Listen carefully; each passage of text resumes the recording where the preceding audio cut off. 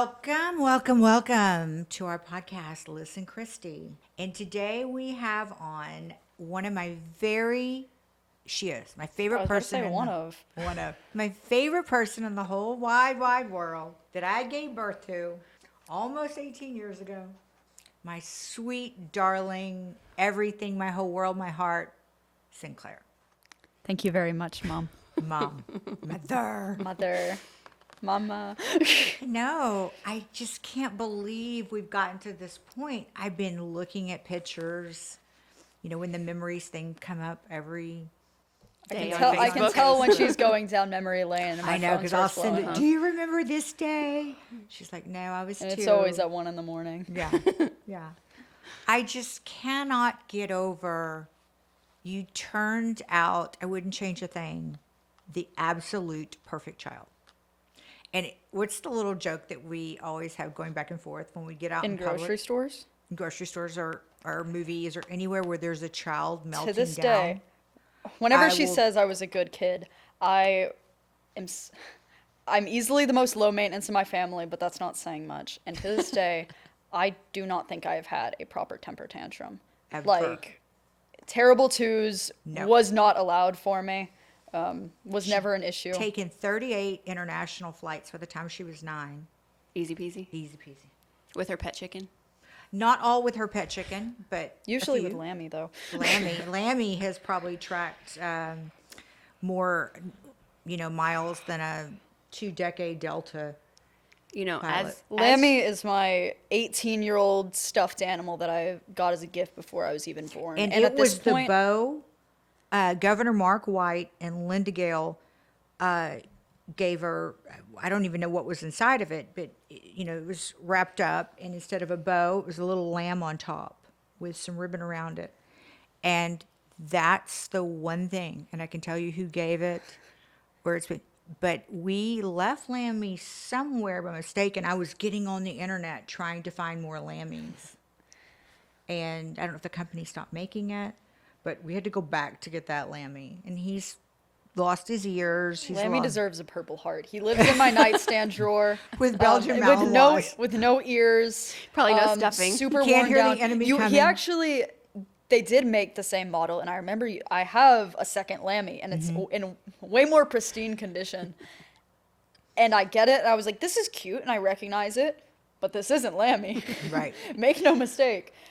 We got him back, but as one of the topics, as you went to do that intro, that I think would be worth touching on is I think you should tell everybody to what lengths you went for her to be here. I mean, because that's a miracle in and of itself. Yeah, I think. I did 9 rounds of IVF, and it's no walk in the park. I have to tell you, anytime I hear of somebody doing IVF, my heart just goes out and lives in theirs while they're doing it, because it's not an easy walk. And then when you went in for a checkup, it was like to the last hour, and she again is only here by a miracle because of your appointment. Yes, so I went in, and she was due originally around Labor Day. I went in a few days before Memorial Day, so that's a good 3 months. And I was so excited because I was going to leave that appointment at 10 o'clock and go to Carrabba's and have pasta. And I just kept telling the nurses, the doctor, I was like, oh my gosh, I'm going to go have this pasta dish and this pasta dish. And, let's wrap this up because I've got to go have pasta. And they make the best pasta. And of course, everybody's ignoring me. So after the appointment, my doctor walks out to walk into the room next door to see another female patient. And look, I can't imagine being a male OBGYN that you've been doing that at that point, close to 40 years, all the things that you've heard and all the women complaining. You got to treat each and every one of them like they're the only patient you have. And I was just concerned about the pasta. Right. And so the nurse came in to ask me some questions while I was getting dressed behind the curtain. And I said, I think my daughter's going to be very reserved or maybe even shy. And God knows she's not getting that from me. And she goes, why do you say that? And I said, because she just doesn't move anymore. And I said, but I guess she's running out of room. And you were 5 months, 6 months pregnant? 6 months? Almost 6 months. And she said, hold on just 1 second. I need to ask the doctor one more thing. So don't get dressed. She wasn't trying to scare me, but she walks next door and gets him, comes back, and he said, now, what did you say? And I said, well, I don't want to, I don't know. I haven't met her yet, but I think she's going to be, maybe even dare say it, lazy, because she doesn't move really. And he said, so, because he knew he could hear the heartbeat, everything else panned out. And he said, I need you to go downstairs to radiology, and they're going to run some tests. And I'm like, can I come back after the pasta? And he's like, no, you need to go down now. Well, they gave me these panties to wear that if you're losing fluid, or if it's just sweat, or if it's urine, or if it's amniotic fluid, whatever, each fluid shows up a different color, so they know kind of what's happening. So I went down there and waited, and you know how you do all the things. You pack your bag X amount out. You have the nursery ready. You have this. You know, I was ready. Nobody had prepared for this like I had. But there was still, I hadn't packed my bag to the hospital, all these other things. So I'm starting to kind of stress because it's getting off. Did you have her name picked out? Oh, yes. I had the name picked out. And everything was monogrammed. And so he said, I need you to go down because it doesn't happen that way. And we're concerned that the lack of movement. I was like, can't you just take a picture? And yeah, you just need to go down there. So I waited and went down there, and they, like I said, put these panties on me and figured out that I was not making any amniotic fluid. And he said, you may be having a baby tonight, but you're not leaving here. I said, no, y'all got me messed up. I'm not due for another 3 months. And can I have Carrabba's delivered here? I mean, I just thought everything was perfectly fine. They just were completely confused. Well, I never did leave the hospital until she came home. And I just remember going out of my mind. And I said, I promise I'll lay on my back at home. And they said, we can't take the chance. So you laid in the hospital for 3 months on bed rest. And over those 3 months, what did you watch? I was going to ask her that question. I had a little DVD player because the first room they put me in was just so small. Barely the nurse and I could be in there, that it just didn't feel tight. And so my husband's like 6'4" and 280. So he'd have to leave the room if she was doing things, And I just told my doctor, I said, I just feel so claustrophobic in here. So they moved me to another floor. They didn't use this particular room anymore, and it was an old operating room, and they used it for storage. And so they moved it, but I had a big light thing that kind of came down in the middle, and they put a TV on a roller thing, and I took the boxes out. So now I have a 250 square foot room, and which I was okay with, no view, nothing else, but I could move around and I was fine. And I watched The West Wing from beginning to end. I forgot how many CDs it was. It was like 12. I think there were 12 seasons of it. And I binged, and I still say it's the Aaron Sorkin best show ever written. But I had all kinds of contraptions. I would play all kinds of books on tape and Bach, Mozart, everything, and just attach it to my what else were you going to do? Yeah. Well, become an ordained minister. Oh, yeah. I became an ordained true. minister.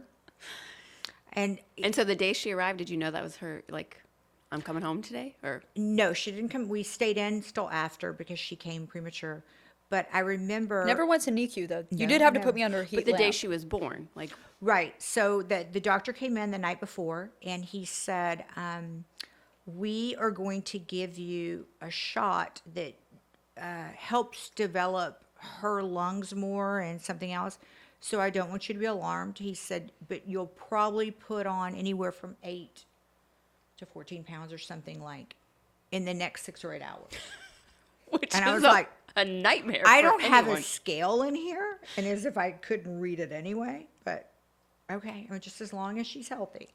Well, he said, you're still not making the fluid like I want to, and I feel like if this shot and that we could, everything could come together. Well, I remember going in, he said, so tomorrow morning, this is what will happen. Somebody will come and get you at 9 or 9:30. They'll take you downstairs. It takes me about no time at all to cut into you, 15 minutes, and it's going to take me about 45 minutes to sew you back up. But, she'll come out in the first 2 minutes. Everything's going to be okay. And just that soothing grandfather, Dr. Gillette, was wonderful. Well, I remember we came down the hallway and they put me on this, have you ever, like what you put big dogs on at the vet? Mm-hmm. It's like a dolly, but it's really a scale. And I was like, really? I have to get on the shipping scale? So I remember I got on and I was 204 pounds. I was like, oh, a lot more than what they'd estimated. Well, at the time I have a blackberry.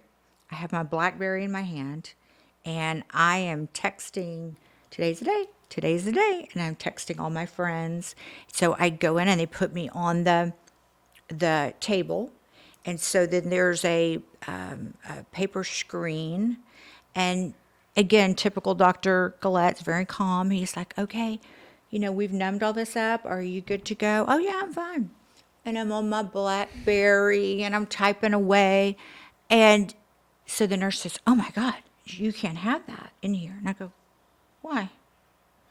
I said, you ain't landing a plane. You do you south of the paper deal and I'll be fine up here. Well, my doctor was so wonderful. He's like, look, if it keeps her calm, she's been in here a while. Just let Feed her the have beast. it. Yeah, just let her have it. So I still remember everybody I'm texting, and I'm like, she's about to be here. And I kind of, the paper thing is kind of a haze, but I looked up and nothing seemed to be happening as fast as he described it. And I started getting more groggy. And so I remember they brought her out and there wasn't that scream that, and then the next thing you know, it was like, get me so-and-so stat, and these lights are going off and they're taking her away. And I'm like, what the hell? Before that, the reason she wasn't moving is the cord had wrapped around her 7.5 times. And so, I don't know, he's telling us it should be like 12 to 15 inches. And it was like Stretched out to 6.5 feet. something crazy. And so the fluid couldn't go through the cord because thank God, she'd been turning All the the same same direction. So I remember when the heart specialist and everybody, it all just kind of happened so fast. So John brings her over to me and he goes, she's beautiful.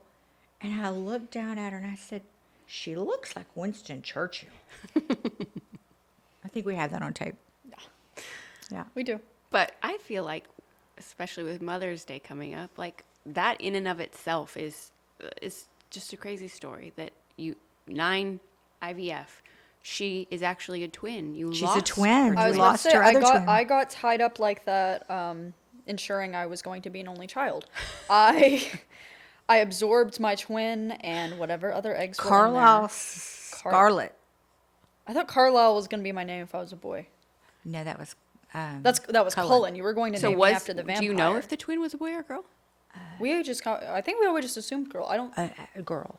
I can't tell you how many times I've heard that story, and every time I still kind of get goosebumps. Just But the last one we It's- put in 5 or 6 embryos, and I only got her, which is one is all I needed. Yeah. is all you needed. But I don't think until people become mothers or whatever, the amount of love and dedication and commitment it takes to go through that amount of work. The Yes, it is work. hormones. Oh, Shout out to Dr. Gillette, because not only did he save my life, I actually have 2 older siblings. Not by you, but have siblings on my dad's side. And my niece and nephew, I've been an aunt since I was 2 years old, but Victoria is my older brother's first daughter. and she was an IVF baby, and she was born premature, and Dr. Gillette handled Veronica's whole pregnancy, and But who you don't remember that helped before, Dr. Buster was actually the one that got us pregnant. okay, Got us, but got me Us, pregnant. yeah, it was a And team then effort. basically he fires you like at 10 or 12 weeks and says, okay, now go back to Yeah. your OBGYN. I But say that. I apparently Dr. wasn't Buster being a from very Baylor, good team member. and now he's the head of John Hopkins. Amazing man. Amazing. So I want you to take us through a little bit of what do you think about who she's become, about what you could have ever imagined her being versus who she is. Look, she blows my mind, and I don't just say it because she's mine. Of course I do.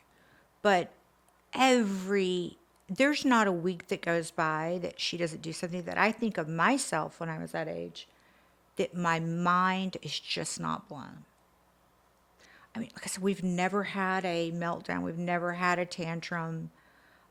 Even when I know she's not thrilled about something, it's still, no, ma'am.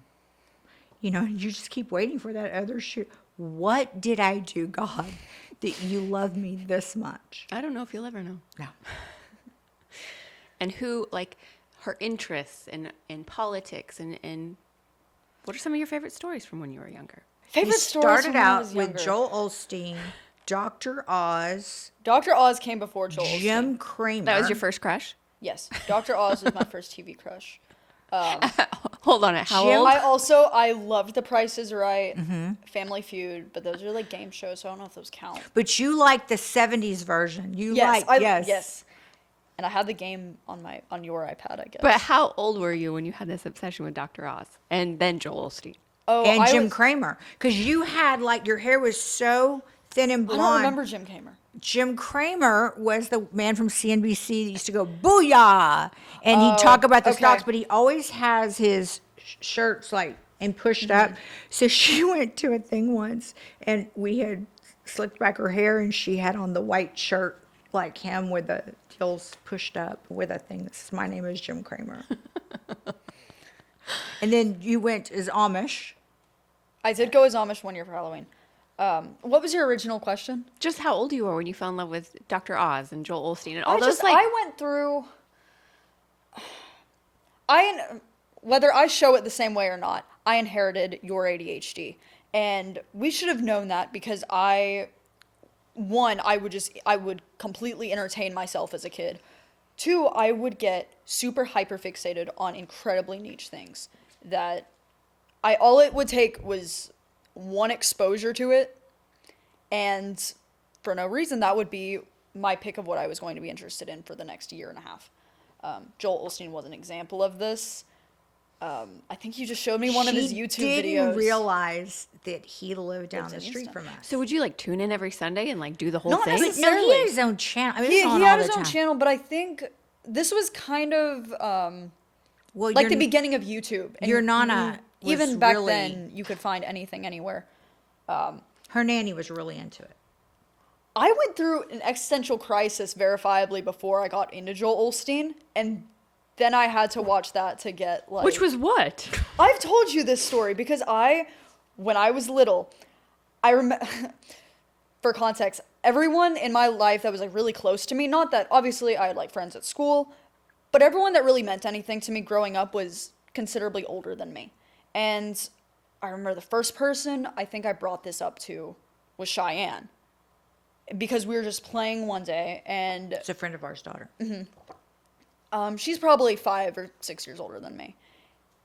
And I look at her and I'm 6 years old and I go, Cheyenne, what if I die and I don't go to heaven or hell? And she's like, you're a good person. You'll go to heaven. And I'm like, no. Cut that out. That's not what I'm asking.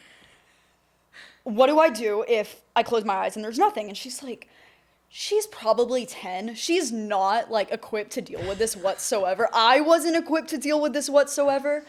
And I think this is I love telling this story because I think whenever you look at kids, you have aspects of their personality that are nurture versus nature. Mm-hmm. There are a lot of things that I do that you can point to and say, you got that from your mom, you got that from your dad. And then you have then you have nature things, which is just, I don't know what to tell you. I was a weird kid. A product of my environment. Product of my environment is nature. Versus nurture is just the things you're born with. I mean, if schizophrenia comes to mind, like you can inherit it, but you don't have, like, sometimes it just like resides in your brain. You don't know. Some of it's genetic coding. Not saying my existential crisis was written into my genes. I don't know what caused this. But for a considerable, I'd say probably for almost a year, because I couldn't get a straight answer out of this. And So were you asking these adults that were older than I was you? asking these adults. I remember asking JoJo this as well, because I was My like, mother. you've had more time to think about it than anything. That's my grandma. She's turning 90 in August. And You should Still ask her today taxi. and see if she has a different answer. I should. And I wouldn't say I was raised particularly religious. We were Christmas, Easter Christians at best. Call us out. I'm not calling us out. Maybe a little bit. You went to a Christian school. I did go to a Christian school, and my Bible teacher loved this aspect of me. You're a member of the NRA, not Bible study. I mean, Yeah. On the NRA thing, I'm a really good shot.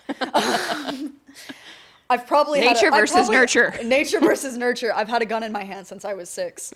I don't know how many of our viewers are from Texas. All I'm going to say on guns while we're on this topic is that I think you had the right idea, because you never made guns this like taboo thing, because we always had guns everywhere in the house. People would come in and hunt, and you always hope that whenever you have a child in the house, people are going to act responsibly, but that's just not the case. We had pistols everywhere, and all your guns were safe, but hunting rifles and stuff, I would see lying around. We had a closet of them. And when I was little, you set one of your pistols in front of me, and you go, take a look at this, ask whatever questions you have, we'll take it apart, I'll show you how it works. And We that went to way the I range wasn't and I took curious. 6 different types of pistols.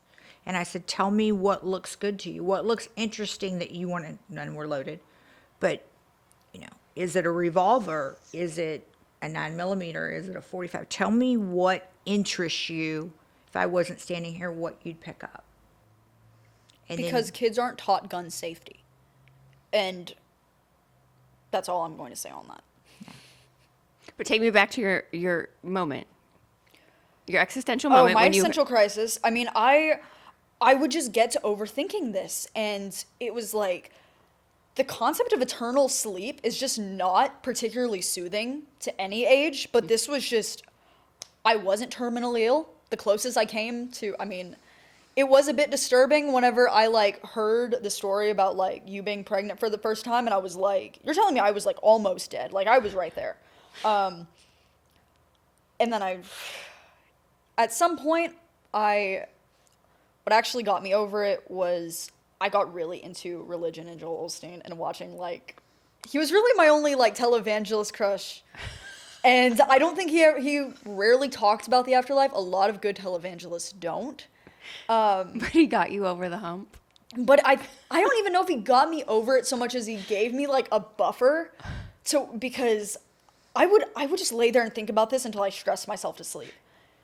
And looking back, I can laugh about that now, but Do you still have anxiety about the afterlife?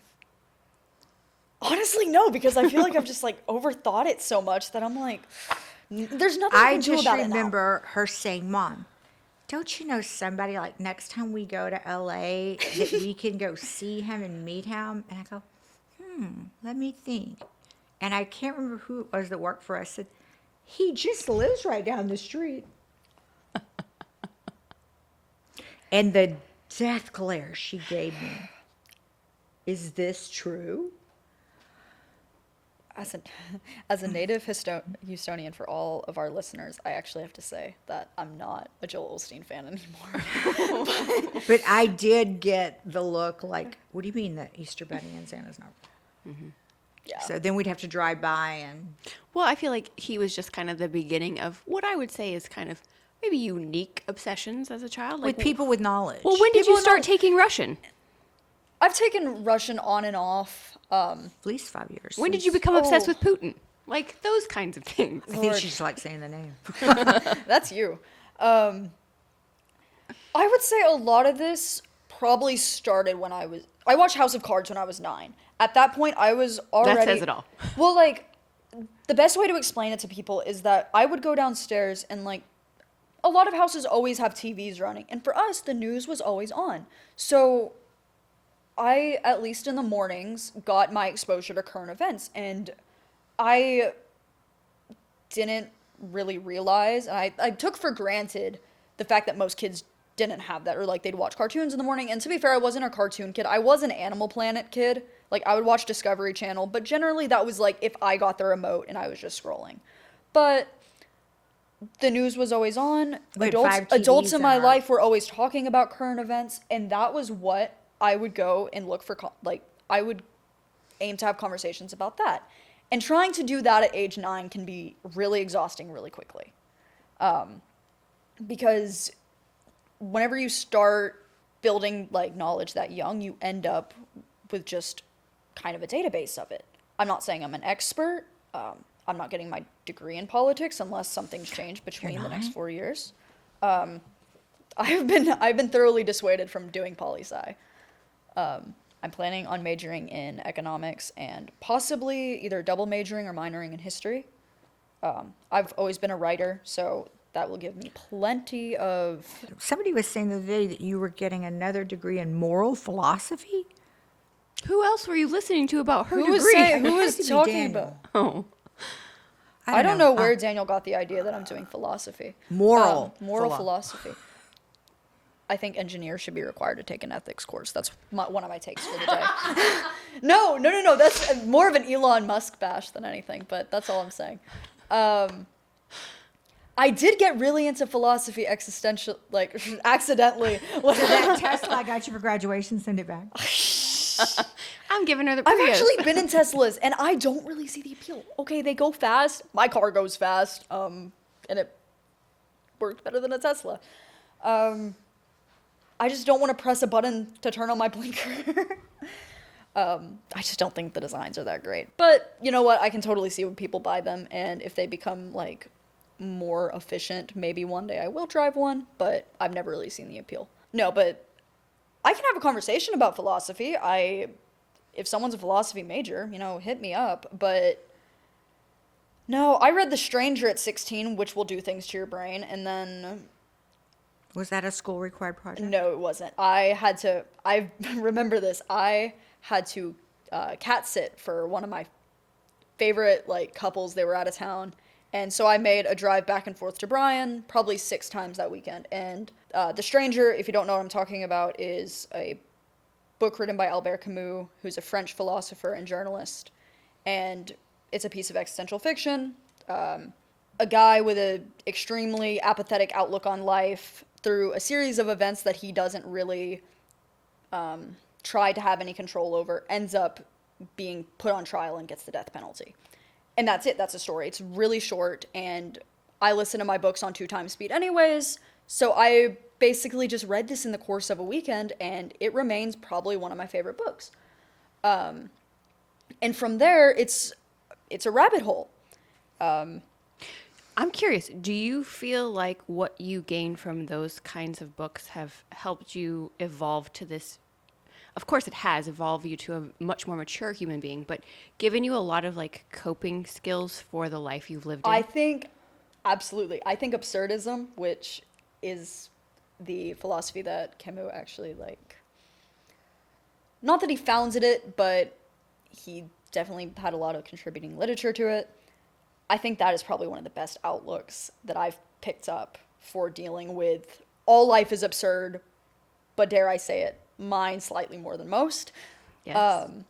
Are you an Anne Rind fan? I liked Anthem. I mean, I read Atlas Shrugged. Yeah, I like Ayn Rand. What about Hunter Thompson? Hunter Thompson is my favorite philosopher. Okay. That was kind of a joke. Fear and Loathing in Las Vegas he's a very interesting writer. Very complex man. Do you think you'll ever write a book? She has. I've written books. I really hope I'll publish one day. I think just the way my life trajectory is looking right now, I'm hoping to at least publish like some research papers by the time I'm an adult. Enlighten us on that life trajectory. Well, I'm going to college. Woo! I basically figured out on April 1st that I am going to Emory in Georgia. Emory itself Shout is out located in to- Atlanta. Shout out. Shout out to the people that accepted me. No, but who turned us on? SS. Scott Sassa. Scott Sassa. Yeah. Did you to be see fair, that nice I note I wrote him? I did see that. It was And nice. he's like, yeah, I don't remember. Well, I mean, Scott and I get along because that was basically my reaction. I really sympathize with anyone who's going through the college admissions process right now. I don't know how many young people you have in y'all's demographic. I don't wish that upon my worst enemy. I was the last year before they took the SAT digital, thank God. But other than that, you have a lot of adult voices in your ear, and all of them generally are well-meaning. But you kind of got to realize that you're the only one who knows what you want to do, even if you don't. Okay, so curious. At what age do you feel like you started making conscious decisions in your youth that were going to affect your college decision making? Like how young were you when that became a forefront thought in your mind? I Because remember at 4, you wanted to be a paleontologist? A paleontologist? Paleontologist, yeah. I like dinosaur bones fine. Yeah, I mean, I also wanted to be an astronaut and everything in between at age 4, but well, because we just talked with Coley on like college like admissions day. You were up at 4:00. You had all of your admissions in. Like, yeah, I mean, there's August- no lack of preparation No. from you at all. I think a lot of times, I say this like it's a bad thing, but I would absolutely jump the gun when it comes to college admission stuff. I turn in all my forms and stuff early. I spent my summer, this last summer, after my junior year, prepping for college admissions to open up. I didn't see a single person that I went to school with. And I had a really productive 3 months, and by the time August 1st came around, for context, August 1st is also my god sister and best friend's birthday. So I was like, however this goes, I'm hanging out and having fun today. So I'm up at 3 a.m. All those things are like, Common App is kind of the, common application portal. You turn in as much of the information, like the basic stuff as you can, and then you have some supplementals, depending on the college. And I had a lot of my supplementals written, and I just started filling out applications as quick as I could. Not necessarily rushing, but I had at that point about a week or 2 until school started for me, and all I knew was that the thought of trying to do college admissions and applications while I was worried about school filled me, like it would have given me hives. So I turned in all my things by August 3rd, maybe August 4th. I also had a family trip to the river within it was like August 3rd, and I was like, Dad, I'm not going to be able to like relax. Like I won't be able to. And he's like, then get it done before then. I was like, damn, you're right. Yeah. Apply early, accept late. So it's almost like being pregnant for August, Yeah. September, October, November, Yeah, December, January, and February, it April. and I'll tell you, I mean, waiting mode for this and spending all these months having people that are invested in my life asking about my plans and not knowing where I'm going to be spending my next 4 years. But I'm proud to say I'm spending the next 4 years in Georgia. I'll do 2 in Oxford and 2 at Atlanta. And yeah, ready to And what's eat your some peaches. enthusiasm level from 0 to 100? This is probably... If I don't see you get excited about much, and I can was tell going you're to say, excited. I think you mentioned on the podcast that I am not a particularly easily excitable person. No, not I'm that at a- you're ungrateful, just No, a no, very no, calm. Yeah, I don't She doesn't get You overly definitely enthusiastic. want her with you In an if the emergency? shit starts falling apart, because she's like, I get it, but right now let's focus on this. I mean, she's very I mean, you raised Pragmatic. a pragmatic's a good word. You can't teach how to handle a crisis in a college classroom or in a high school classroom for that matter. So, But you're over the moon to be going and can't wait. yes. So you guys are leaving tomorrow to go on a trip. We're flying out of Houston. it's 2 hours. Yeah, not bad at all. I've actually seen the Emory campus in Atlanta. I went over spring break last year. Yeah, it's not far from the Masters, and the Masters is this weekend. Yeah. Did you have an I have ulterior some, motive? Well, and Georgia is actually just the region you're in. I'm close to quite a lot of like other states. A lot of things are in driving distance. I'll be bringing my car to the first semester. If you end up in a class with me and you're watching this, I don't have a car. I'm telling everyone I don't have a car. Not for $3.89 gas. Well, I think you may have a different president by the time. Yeah, maybe, but I don't think he's gonna change. $3.50 gas. Yeah, because that becomes our car, and I'm not doing that. So One of the places on there suggested that you get, Oh, a storage unit. it says storage unit, That a seems moped. excessive. Oh. I'm. You don't. You gotten hate it. motorcycles. You're gonna I've put her on a never- moped? No, I said they suggest. I've never been on a motorcycle in my life. So I'm not gonna. I've never had the urge to be on an electric scooter. I don't want to start now. I might get a bike. I can, in theory, ride a bike. I'm not like, don't ask me to prove that, because I live in the country and nothing at all is within biking How distance about of me. that? Let's get you a Polaris. How about that? You can I drive would to love campus. to bring a Polaris to campus. I think that's actually our best alternative here. Okay. Do you remember the first time that we took Shanna, being my best friend, her daughter Zoe, and of course she runs the ranch, and I always have this anxiety around Christmas, like waiting for that other, just anybody to not get along. I don't know, Christmas is hard for me. So 2 days before, Yeah. we said, you know what, let's take the girls to go watch the Rockettes and go to New York. And I remember we're staying at the Waldorf and we're 30 stories up. And I said, what do you think of that, Z? It's pretty big, huh? And she goes, where does everybody park their four-wheelers? Just the dead, most serious. I said, I don't know. She goes, they have them, right? I go, I don't know those people down there. They may.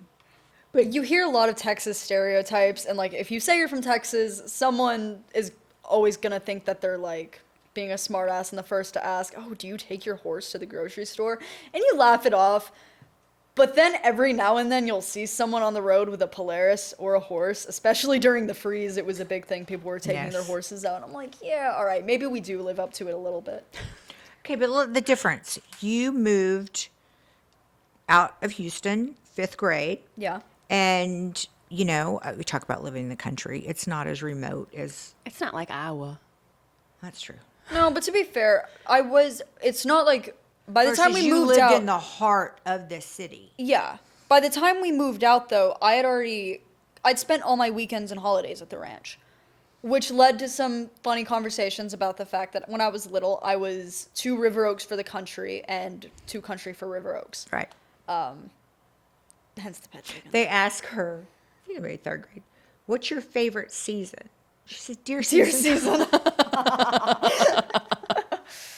On the season thing, because you mentioned Christmas, so seasonal depression is a thing, right? Like, I Right. feel like most people will talk about, like, I think it's anxiety. I don't want to diagnose anybody else, but mine is just anxiety when I start hearing it's 100 days till Christmas, it's 60 days. And I'm like, No, and I mean, I don't love the holidays, but like holidays, I have to like remove those as like exterior factors from the rest of my mood for the holidays, because I love winter, I love fall. I think my mood whenever it's like cold, dark, and gray outside, and the like leaves are falling off the trees, Improves? is better. It improves compared to like people talk about their mood boosting during the spring, and I have really severe seasonal allergies. I have like, I'll say it's my time of year whenever my eyes are shot and I'm like, I can't stop sneezing. So I go outside and it's like the flowers are blooming, everything's green, it's beautiful. And I'm like, my life. It's like, I want this to be over. And then my mood goes back to being fine during summer because I'm a July baby. But I was supposed to be a Leo though. That didn't happen, but. Okay, so where you stand today, getting ready to go to Emory College, and your life that lays before you, how is it different than what you thought it would look like when you were little? Or is it? okay, if I was in a room with like my 9, 10-year-old self, hey, we're going to college, we're going out of state, I don't think I'd be surprised by that. Hey, we're majoring in economics. Oh, so finance? No, little me, shut up, you'll learn that later. My parents are split, which I'd probably have to drop on my 9-year-old self, but I don't think that totally played into my college decision. Maybe a little, but I think if Emory had accepted me under these conditions anyways, I mean, So younger or earlier generations, I feel like most kids had already come up with, oh, I'm going to marry Jimmy and I'm going to have 3 babies. But you don't strike me as that you were ever that girl that was fantasizing about your fairy tale life. I don't think so. And not that I don't have romantic ideations or whatever, but if we're dating or we're talking or whatever, you're not competing with other people. You're competing with me. Like, I can either spend my time with me and I know I'm going to enjoy my own company, or I can choose to spend my time with someone else. And I think, honestly, I mentioned this, but everyone in my life was always older than me. And I think for that reason, there's always kind of been I've always had a weird time interacting with kids my age. I have a close group of really great friends that I've gotten over the years.